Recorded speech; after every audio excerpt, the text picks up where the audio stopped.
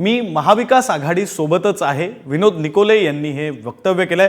महाविकास आघाडीतून मी निवडून आलो असंही निकोले म्हणाले। काल माकप आमदार विनोद निकोलेंनी शपथ घेतली होती, तर शपथ न घेण्याविषयी माहिती नसल्यामुळे काल शपथ घेतली असं स्पष्टीकरण सुद्धा त्यांनी दिलेलं आहे। आमदार विनोद निकोले आपल्यासोबत आहेत। सर, काल या ठिकाणी तुम्ही शपथ घेतलेली होती, परंतु कुठेतरी महाविकास आघाडी आणि विरोधी पक्ष म्हणून या ठिकाणी काल आहे तो शपथविधी घेणार नव्हता असं देखील ठरलेलं होतं, परंतु तुमचा शपथ झालेला आहे। कुठेतरी मेसेज पोहोचला नव्हता? हो, थोडं मेसेजमध्येच आमचं थोडंसं प्रलंबित झालं, म्हणजे कम्युनिकेशन व्यवस्थित झालं नाही। मी सकाळी आल्यानंतर कालच आलो मी सकाळी मुंबईत, आणि त्याच्यामुळे शपथविधीच्या यादीमध्ये माझं नाव होतं, अनेकांची नाव होते। माझा नंबर आल्यानंतर मी ते शपथविधी घेतला।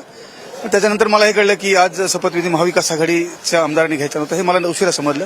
त्याच्यामुळे परंतु काल असा मेसेज आला की काय मी महाविकास आघाडीसोबतच आहे, महाविकास आघाडीचा जोही निर्णय होईल तो मला मान्य आहे।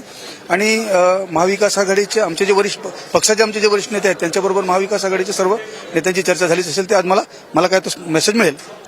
अनेक बैठका आहेत, त्या बैठकांच्या संदर्भात देखील पुढची रणनीती जाहीर होणार आहे। ईव्हीएम मशीन संदर्भात देखील खुद्द शरद पवार देखील मरकडवाडीला पोहोचलेले आहेत। आज कशा प्रकारे संपूर्णपणे विरोध हा पाहायला मिळेल? नाही, हे बघा ह्याच्या बाबतीत सुद्धा आमचे महाविकास आघाडीमधले आता शेवटी माझ्या पक्षाचे वरिष्ठ नेते आहेत, त्यांच्याबरोबर ते बैठकीला उपस्थित असतात, तर त्या बैठकीमध्ये काही चर्चा झाली असेल ते आज मला मेसेज मिळेल।